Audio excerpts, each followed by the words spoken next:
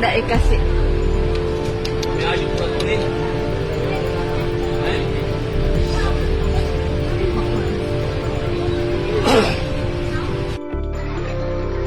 Info pagi ini telah terjadi kecelakaan di tikungan 45, tepatnya di Desa Tampalang, Kecamatan Tapalang, di depan Masjid 45.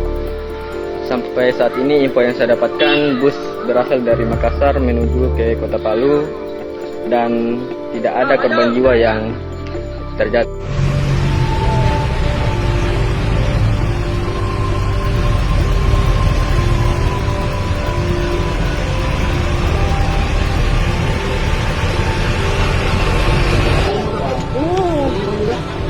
Masuk lala dak kasih.